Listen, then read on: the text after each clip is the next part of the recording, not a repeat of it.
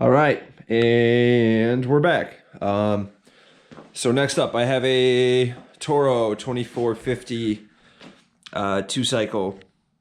Have not touched it yet. I just picked it up this afternoon. Customer said that it wasn't starting. It came with the house and it doesn't start. So first off, I'm just going to kind of look at the wear just to see kind of what I'm getting into. The unit doesn't look bad. It probably only residentially used. So it does look like it's in fair shape. Should get a couple of seasons out of it for sure. Next up, before I start fixing them, I also want to make sure that the pedals and scraper are in decent shape. There's a lot of customers, not a lot, but there's a few customers that I will get that want a tune-up done or something like that, and then you look down here and see that the housing's half worn through. That I would say is not even salvageable. Even if I were to get it started, it wouldn't be worth it to fix because then it wouldn't be shooting snow once it was running. However, this one looks pretty good. So we're going to go ahead and get after it. Few things you need to tune these up. These units are really not bad. What I use, an 8mm bit. We are going to need some snips. What I do with these units, especially because they're older two-cycle units, I always put a fuel shutoff on there, and I'm going to show you where to put it on the bottom right so you can get to it pretty easily. Even when you put a new carb on these, or if you just clean the carb, which is what we're going to do right now, they always tend to drip. And then even if it's a really slow drip, your garage always smells like gas. So I always put these on there, and I just tell the customer, you got to shut the fuel off once you're done using the unit. That just saves a lot of complaints and a lot of time. So let's get to it. First off, we have to take off this front cover here. So let me get you guys set up to where I'm going to be. You can sit this up on its face here. So first up, you have the key comes out. Then there's three screws here. Then this cover will pop up. I am going to check the spark plug, which is why I'm going to take this cover off. If you're only servicing the carb, you can just take these two off the back. You don't have to take this top cover off. So, like I said, I'm going to check the spark plug as well. So I'm going to take these three off. I'm going to take these two off, get this cover off. We're going to start with the carburetor and see where we're at. So let me get you in position for the carburetor.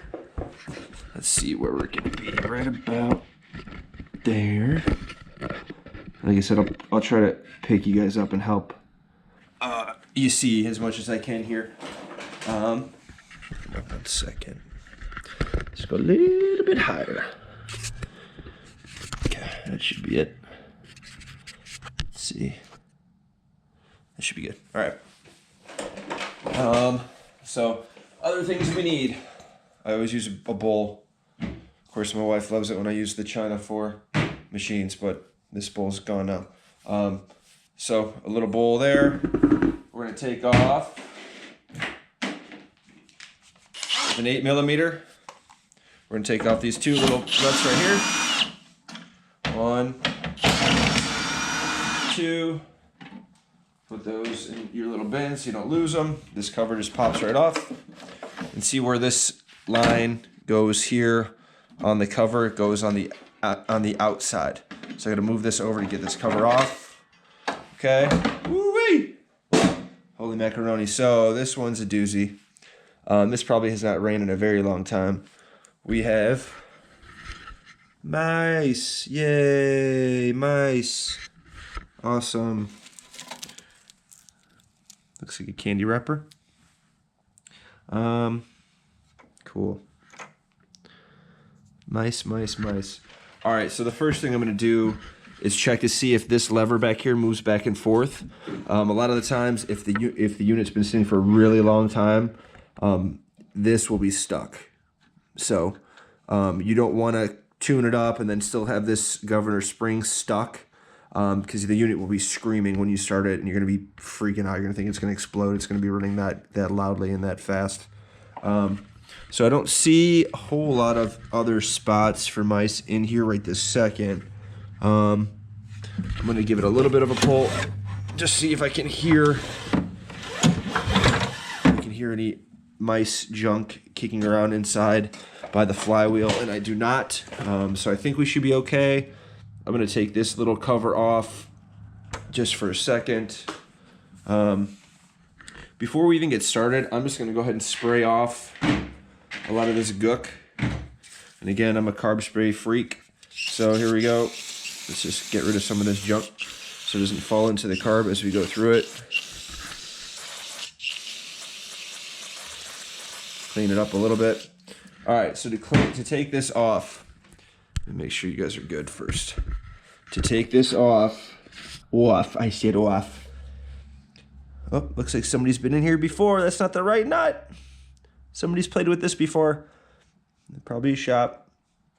So these are all supposed to be flathead nuts. These little gold flathead nuts. And there should be 4 of them. But somebody replaced this one with a flathead. So that's exciting. Probably because he didn't do what I'm about to do right now. So anytime you touch these, I always put this all the way under here. All the way under. If you lose any of these screws or any of the carb pieces, they get stuck down into that housing and you're never going to get them out, and you're going to be screaming and swearing for a good majority of the day, and it's not fun. So this is just a Phillips head. I'm going to take the 3 Phillips out, and I'm going to leave this last corner. Wait. Hold on one second. My Phillips is too stripped.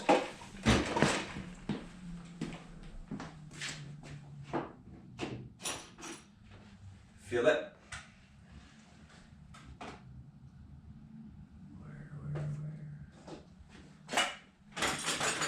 Where's my...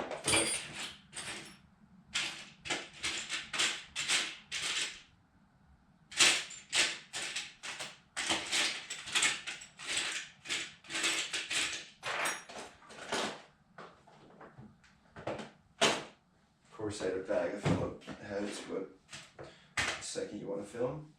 There she is. Thank the Lord. Alright.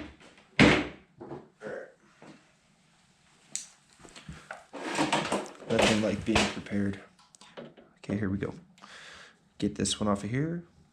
Okay. 1, 2.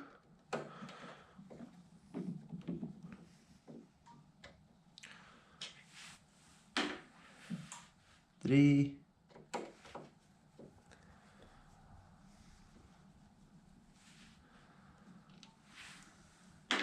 And the ghetto nut, the homemade nut here. I don't know what this is, just a 8mm screw. It worked, I guess, but we're gonna see if it's gonna hold in there. Whoa, look at that gasoline coming out of there. Oh my goodness. It's like soup. It's like squid ink, like syrup. Beautiful. All right. So now we're gonna take this little screen filter off, and you can see it's totally gunked up and disgusting, and it's leaking squid ink all over me. I'm gonna put that in my bowl. I'm gonna take this crossbar out here that's holding the float on. And that float is pretty gross. It's pretty gross. Look at that. It's like syrup.